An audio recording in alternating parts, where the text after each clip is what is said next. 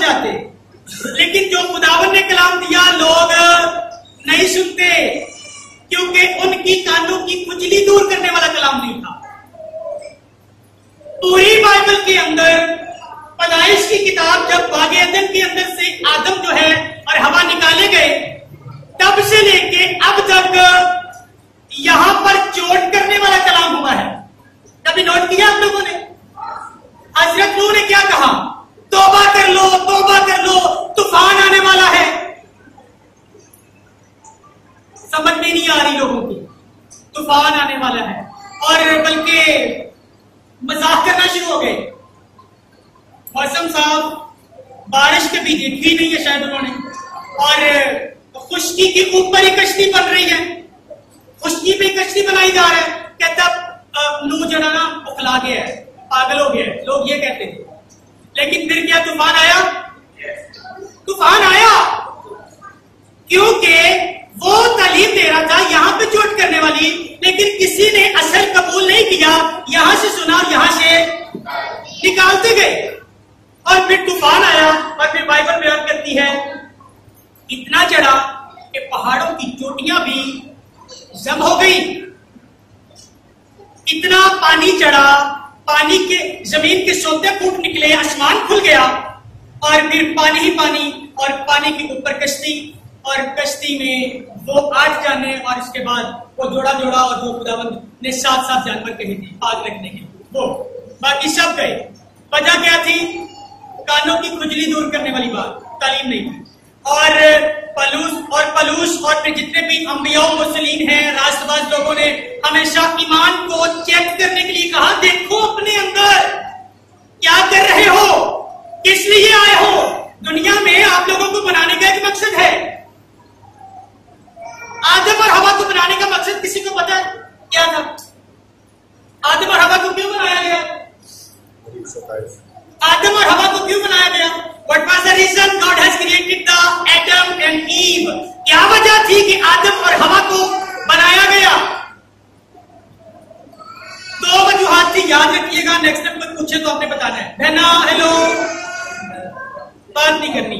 2 वजूहात थी। First of all पहली reason ये थी कि मैं आऊं और आदम और हवा मेरे साथ बात करें। पहली वजह क्या थी?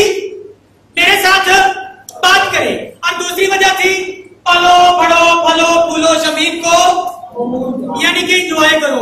बरकतें दे दी है इनको, एंजॉय करो। और मैं अक्सर कहता हूं जिनके शादियां होती हैं, बड़ी ममता में नाल औलाद मांगते ने, बड़ा ना वो खुदावन के हुजूर में आके मन्नतें मांगते हैं, खुदावन पहला पुत्र ही होवे। ये जिनके पास बेटे हैं वो कहते हैं खुदावन आप बेटी हो जाए। ये अपनी अपनी ख्वाहिश के मुताबिक मांगते हैं खुदावन से, लेकिन जब खुदावन को बरकत दे देता है फिर उस बरकत को एंजॉय नहीं करते, उस बरकत को संभाल नहीं पाते। ये बरकत आप लोगों ने मांगी है दुआओं में, बच्चों जैसी नियमत मांगी है कि नहीं मांगी? खुदावन हमें बच्चे दे, और जब बरकत दे दी तो बरकत को एंजॉय किसने करना है? बरकत एंजॉय भी तो करनी है ना। तो जब बरकतें दी जाती हैं तो उन बरकतों को एंजॉय भी करना है। तो मैं अर्ज कर रहा था आदम और हवा को बनाने का एक मकसद था। पहला मकसद कि वो खुदावन की इबादत करें, उसकी प्रस्तुत करें, और इसीलिए नए अहदनामा के अंदर खुदावन कहता है जहां 2 या 3 मेरे नाम से जमा होंगे, जहां 2 या 3। उसने नहीं कहा कि बहुत बड़ा हजूम चाहिए। पत्तों की में मेरा एक दफा सरमन था, ये कुछ महीने पहले की बात है, और सेमिनार था, और जब वहां पे पहुंचे तो वहां पर 5 जिंदगियां थी, 6 लोग थे, 6 लोग वहां पर बैठे। और यकीन जाने मैंने इसी तरह से कलाम सुनाया जैसे मैं हर जगह पे सुनाता हूं। और उन 5 जिंदगियों में से एक जिंदगी की मुझे उसके बाद कॉल आ गई, उसने कहा पादरी साहब ओके मेरे देते थे, मेरी जिंदगी पे इफेक्ट किया, मैंने बरकत पाई, और मैं सर चलना चाहता हूं खुदा के साथ। और अगर 5 लोगों में एक जिंदगी बच सकती है, और अगर 5000 लोग हैं और अगर उनमें से कोई एक बंदा भी तौबा नहीं करता तो 5000 लोगों का कोई फायदा है? इसलिए बाइबल कहती है जहां 2 या 3, क्योंकि बागी अदन के अंदर तो सिर्फ 2 लोग थे, और 2 लोग उसकी प्रेजेंस में जाते। सबसे पहला चर्च, सबसे पहला खैमा बागी अदन के अंदर, जहां पर 2 लोग उसकी हजूरी में जाते हैं। और वही रिक्वायरमेंट को यहां पर आप लोगों से जाता है लेकिन वो चाहता है अपने आप को जांचते रहो, चेक करते रहो, क्या आप ईमान पर है, क्या यीशु आपकी जिंदगी में जिंदा है। यही आदम और हवा से भी मैं समझता हूं खुदावन आके जरूर कुछ तो होगा कि दे फल खा के नहीं लिया, मना किया था ना फल नहीं खाना, और जब खा लिया तब भी आदम, खुदावन आके कहते हैं आदम आदम तू कहां है, आदम तू कहां है। और आदम क्या कर रहा था, छुपता फिर रहा था। वजह क्या थी, फल खा लिया, गुनाह कर बैठा, खुदा की हजूरी, खुदावन का जो उसके अंदर जलाल, वो जो जिससे वो निपटा हुआ था वो उठा लिया गया, और उसने देखा मैं तो नंगा हूं। और नंगा कौन करता है, गुनाह नंगा करते हैं। आप लोग शायद समझते हो कि मैंने बड़ी पोशीदगी में गुनाह किया है, लेकिन बाइबल बयान करती है गुनाह कभी, बाइबल क्या कहती है, गुनाह कभी नहीं छुपता। मेरे भाइयों मेरी बहनों, यहां पर शायद आप छुपा लेंगे, लेकिन बाइबल के अंदर मुकाशबा की किताब पढ़े, लिखा है किताबें खोली जाएंगी, और किताबें खोली गई और हर एक काम अलग अलग तरह से हिसाब हुआ।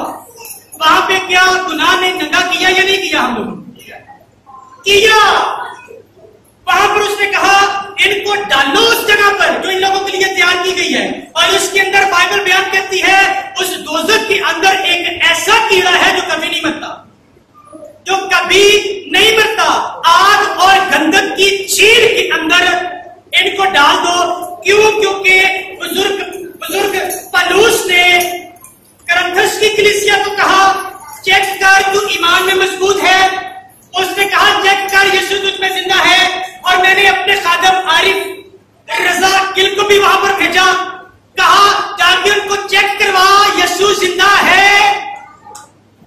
उन्होंने खुद चेक नहीं किया, अब मैं चेक करूंगा इनको, मैं इनको चेक करूंगा, और अगर इनकी जिंदगी में वो नहीं पाया गया तो कहां फेंकूंगा, जहन्नम के अंदर, दोज़ख के अंदर, अजाब के अंदर। समझ आ रही है बातों की मुश्किल तो नहीं है। क्या करना है, अपने ईमान को चेक करना है, गोया हम ईमान पर मजबूत हैं। पहली बात, गोया हम ईमान पर मजबूत हैं। दूसरी बात, मसीह हम में जिंदा है। अब जरा मैं फिर से सवाल दोहराना चाहता हूं, कौन कौन कहता है कि मसीह मुझ में जिंदा है?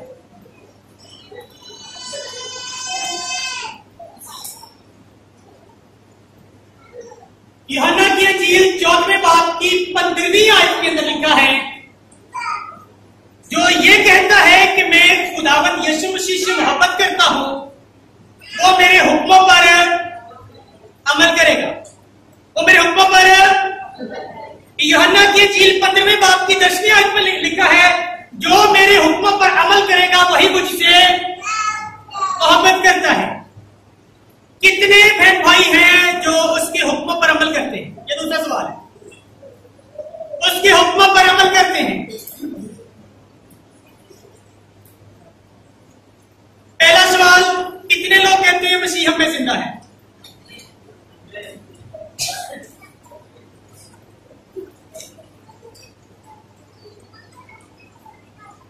अच्छा, जब मैं कहता हूं ना कितने लोग ये कहते हैं कि मसीह हम में जिंदा है, तो हाथ ज्यादा खड़े हो। और जब मैं ये कहता हूं कि कितने लोग हैं जो खुदावंद यीशु मसीह के हुक्मों पर अमल करते हैं, तो सिर्फ 2 या 3 हाथ खड़े। अच्छा, एक हवाला पढ़ लेते हैं, पढ़वाना और तो मैं वैसे भी दूंगा, लेकिन आपकी तसल्ली के लिए, आपकी थोड़ी कंफ्यूजन दूर करने के लिए एक हवाला मैं आप लोगों को पढ़वाना चाहता हूं। पहला यूहन्ना का पहला खत पढ़िएगा, दूसरा चैप्टर खोलिएगा मेरे साथ।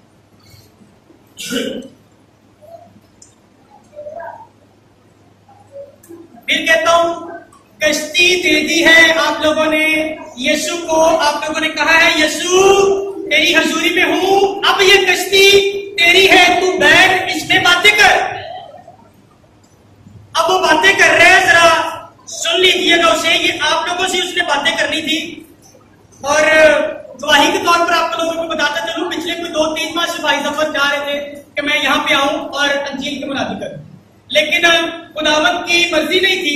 हर संडे किसी न किसी सिटी, किसी न किसी गांव, किसी न किसी चर्च के अंदर और जब कभी अचानक से प्रोग्राम कैंसिल होता है तो मैं अपने चर्च के अंदर, अपने मुकामी चर्च के अंदर, यानी कि चर्च मिस नहीं करते, या फिर अपने ऑनलाइन चर्च के अंदर, जहां पे मैं डेली हर रोज बिला नागा 1 घंटे का सर्मन देता हूँ। डेली, मतलब अतवार का इंतजार नहीं करता, मैं डेली सर्मन देता हूँ। मतलब किसी ना किसी तरह से हमेशा बिजी रहा। और भाई साहब की बड़ी ख्वाहिश थी कि सर एक दफा साडी कलीसिया जाओ, आके जरा ना सच्चाई बयान करो, ताकि कुछ ऐसे लगन करो, उन्होंने पता होगा कि सीखी कर रहे हैं। कितने आप लोगों की टोटल फैमिलीज है जो इस चर्च के साथ पहुंची है? मतलब कितनी फैमिलीज है? 36 घर है। कितने घर है? आपको नेक्स्ट पादरी पूछेगा ना कि आप लोगों ने बताना है 36 घर। हो सकता है तब तक ज्यादा हो गए हो। आप लोगों ने कहना लास्ट टाइम पता चला था 36 घर थे। ठीक है, पता होना चाहिए ना, हमें अपने घर का पता होता है। मेरे बेटे का क्या नाम है, मेरी बेटी का क्या नाम है, मेरी मिसेस का क्या नाम है, हमें पता होना चाहिए ना। तो ये एक फैमिली है जो यहाँ पे बैठी है। आप लोगों को अपने घर का पता होना चाहिए कि हम कितनी फैमिलियों की जो है वो डिवाइडेशन के अंदर, ये कुंबा जो है, ये कबीला जो है जो यहाँ पर बैठा है, ये कितने घरों में डिवाइड है। तो आप लोगों को पता चल गया कितने घर हैं? 36। और 36 घरों में वो पादरी साहब बता सकते हैं कितने कितने जवान हैं, कितने बुजुर्ग हैं, कितने बच्चे हैं। आप लोग तो डेफिनेटली हर संडे चर्च आते होंगे, लेकिन उनको चर्च लेके आना किसकी जिम्मेदारी है? और ऊंची आवाज से ना क्या जरा पादरी, मैं हवाला कोट करवाऊंगा, किसकी जिम्मेदारी? क्योंकि आप लोगों ने अपने आप को बड़ा सोल किया हुआ है। हर काम जरा खिदमत का काम है वो तुसी पादरी से सटे हुआ है। ये पादरी का काम है, ये पादरी का काम है, ये पादरी का काम है। वो एक बात बड़ी मशहूर है, वो किसी ने किसी बुजुर्ग को कह दिया दुआ करने के लिए, तो उसने कहा जी चंदे पादरी को देने तो दुआ माशी करिए, ये पादरी का काम है। उसके कहने का मतलब था ये पादरी का काम है। ध्यान के साथ सारी बातों को बड़े ध्यान के साथ सुनना है। और ये सारी बातें मैं यहां से नहीं कर रहा, मैं कहां से कर रहा हूं? हवाले कोड करवा के कर रहा हूं कि ये बाइबल के अंदर लिखा हुआ है कि ये किसकी जिम्मेदारी है, ये किसकी जिम्मेदारी है। और क्यों इस घर के इस चर्च के 36 घर हैं, 36 फैमिलीज के साथ जुड़ी है, और क्यों फिर भी ये जगह खाली है। ये पादरी साहब के लिए लम्हा फिक्रिया नहीं है, ये आप लोगों के लिए लम्हा फिक्रिया है। क्योंकि बाइबल ये जिम्मेदारी सिर्फ पादरी की नहीं बल्कि आप लोगों की लगाता है। बाइबल कहती है ये आप लोगों की भी जिम्मेदारी है। तो मैं अर्ज कर रहा था, मैंने पहला सवाल किया कितने लोग ये कहते हैं मसीह हमें जिंदा है, हाथ ज्यादा खड़े हुए। दूसरा सवाल किया कितने लोग खुदावंद के हुक्मों पर अमल करते हैं, 2 या 3 हाथ खड़े हुए। और अब जरा मैं आप लोगों की कंफ्यूजन दूर करता चलूं। पहला यूहन्ना 2 बाब की मैं 3 आयत से आप लोगों के लिए पढ़ने लगा हूं, जरा ध्यान के साथ सुनिएगा। लिखा है अगर हम उसके हुक्मों पर अमल करेंगे तो इससे हमें मालूम होगा कि हम उसे जान गए हैं। हम उसे जान गए हैं। उसे जानने का फार्मूला कौन सा है? उसके हुक्मों पर अमल करना। बात पूछते ना यीशु कौन है, लोग कहते हैं हमें पता है, लेकिन बाइबल कहती है उसे जानने के लिए उसके हुक्मों पर अमल करना जरूरी है। आगे वो कहते हैं जो कोई ये कहता है कि मैं उसे जान गया हूं, जो कोई ये कहता है कि मैं उसे बहनों, ये रिकॉर्डिंग मेरे पास तो रह जाएगी। फेसबुक, व्हाट्सएप, हजारों लोग इसको सुनने वाले हैं, बरकत पा लेंगे, लाखों लोगों तक ये रिकॉर्डिंग जाने वाली है। लेकिन आप लोगों के पास ये दोबारा से मौका नहीं होगा। सारे बंदे फोन यूज नहीं करते क्योंकि ये ऑनलाइन दे दी जाएगी। और हर रोज जो मैं डेली सर्मन सुनता हूं, खुदावंद के नाम को जलाल है, हजारों नहीं लाखों लोग सुनते हैं। और हजारों लोगों के फीडबैक मुझे पर्सनल में मिलते हैं। और सुनने वाले लोग पादरी साहब पादरी हैं ज्यादा, जो डेली सर्मन सुनते हैं वो पादरी हैं। और वो अपने चर्चिस के अंदर फिर वही टीचिंग प्रीचिंग को शेयर करते हैं। इसलिए ये सर्मन हजारों लोगों तक पहुंचने वाला है, लेकिन आप लोगों के पास ये मौका नहीं आएगा दोबारा कि आप ये दोबारा सुन पाए। इसलिए थोड़ी देर के लिए लाइट चली गई, हम कहते हैं अग दिया भट्टियां च, थोड़ी देर के लिए बर्दाश्त कर लीजिएगा। आग की भट्टी तो नहीं है लेकिन लाइट गई है।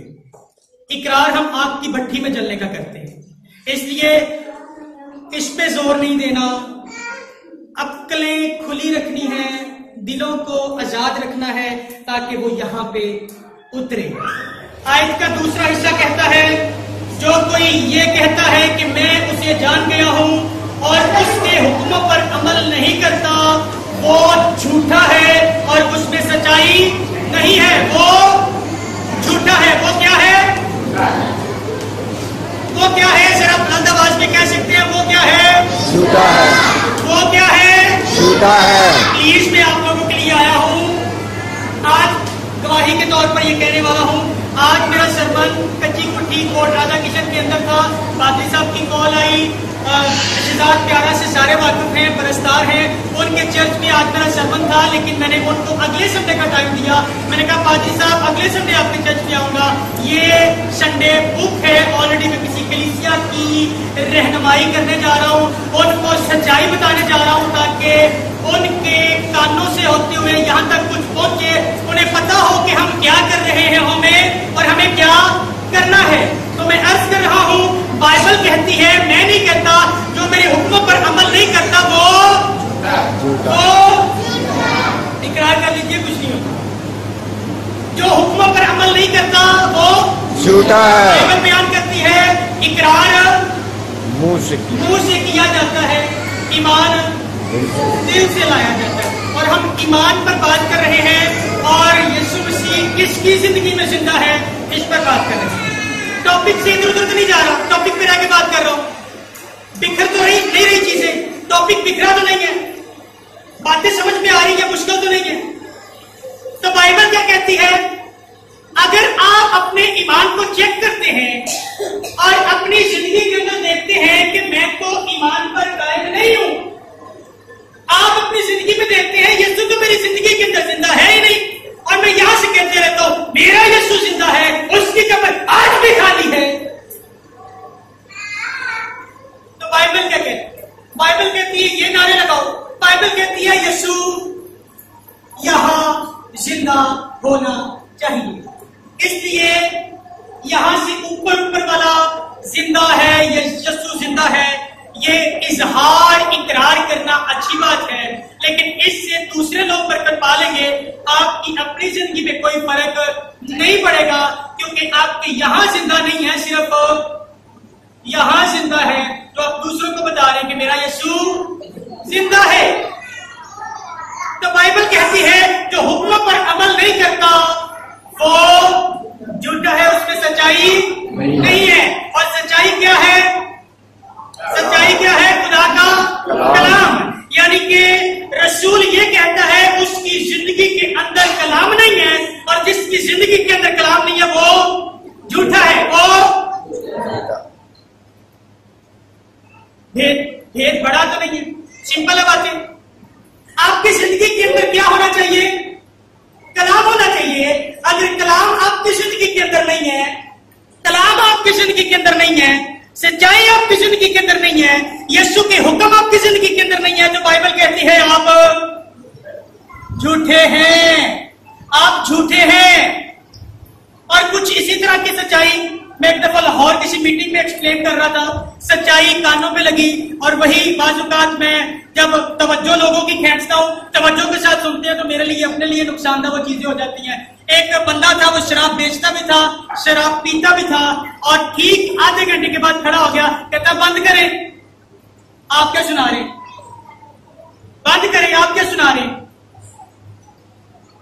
एक जगह पे कैथलिक वालों को प्रॉब्लम हो गई, बात उस पर नहीं थी, सादा सी थी।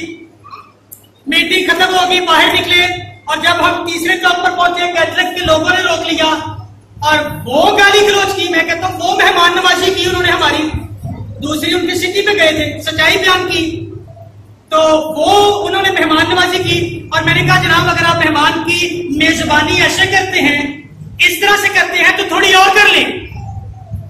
कितने ढीठ थे, उन्होंने थोड़ी और कर थोड़ी और गाली गलौज किया, और उन्होंने मजमा लगाने की कोशिश कर रहे थे बड़े बाजार के अंदर। और अब एक मसीही के साथ क्या लड़े? आपके पास भी वो बाइबल है, आपके पास भी वो बाइबल है, मेरे पास भी वो बाइबल है, क्या बाइबल के साथ लड़ सकती है? आपके अंदर भी वो रूह है, मेरे अंदर भी वो रूह है, क्या रूह के साथ लड़ सकता है? आपके अंदर भी वो कलाम कलाम है, मेरे अंदर भी वो कलाम है। क्या कलाम कलाम के साथ लड़ सकते हैं? लेकिन दुनिया के अंदर आपको कलाम कलाम, बाइबल बाइबल, बंदा बंदा, बीबी बीबी एक दूसरे के साथ लड़ती नजर आएगी। लेकिन चर्च के अंदर वो आपको हालेलुया के बड़े बड़े नारे लगाते हुए नजर आएंगे। ऐसा होता है कि नहीं होता? संडे नू नारे ते मंडे नू घर गाना, क्या बाइबल ये कहती है? सच्चाई नहीं है, कुछ अपने से बयान कर रहा हूं। ऐसे ही है ना, संडे को हम कलाम सुनते हैं और कलाम के अंदर हम दुआ भी करते हैं, गीत भी गाते हैं और जो है कलाम भी सुनते हैं, और फिर उसके बाद हम बाज़ औक़ात बड़े बड़े वादे इकरार भी करके चले जाते हैं। लेकिन जैसे ही बाहर गए, बाइबल बयान करता है चोर नहीं आता चुराने, मार डालने और हलाक करने, मैं इसलिए आया कि तुम जिंदगी पाओ और कसरत की जिंदगी पाओ। चोर आता है आपके माइंड से चुरा के ले जाता है। पता है क्यों चुरा के ले जाता है? क्योंकि कलाम आपने यहां रख के बाद जाते हैं। कभी यहां रख के बाद जाइए, उसकी हिम्मत क्या यहां से आपके अंदर से कलाम निकाल के ले जाए। मेरे अंदर से क्यों नहीं निकालता? हमेशा जहां भी जाता हूं बाइबल में से रेफरेंस लिया, उसके बाद सैकड़ों हवाले कोट करता हूं। मेरे क्यों अंदर से कलाम नहीं निकलता? मतलब कुछ चुरा के नहीं लेके जाता, क्योंकि मैंने यहां रखा है। बाइबल बयान करती है ओल्ड टेस्टामेंट के अंदर तख्तियों पर कलाम मिला, लेकिन नए अहद के अंदर आप लोगों के दिलों पर कलाम लिखा जाता है। यूएल नबी का सीफा पढ़े, दूसरा चैप्टर, वहां पर लिखा है आखिर जमाने में मैं अपने बेटे बेटियों पर अपनी रूह नाज़िल करूंगा। कहा है ये नहीं कहा? खुदा का रूह काम करता है कि नहीं करता हमारी जिंदगियों में? लेकिन फिर रूह आपस से कैसे लड़ सकता है? आपस में लड़ सकता है, रूह लड़ सकता है आपस में? मेरी समझ में तो ये बात नहीं आती। कलाम लड़ सकता आपस में? नहीं लड़ सकता। इसके पीछे रीजन एक ही है कि आप लोगों का फेथ कमजोर है, ईमान में मजबूत नहीं है, यीशु जिंदा नहीं है अंदर। और अगर यीशु जिंदा है तो मेरे अजीज भाइयों, आपकी जिंदगी में सच्चाई है, और सच्चाई के साथ नहीं लड़ती, सच्चाई बुराई के साथ लड़ती।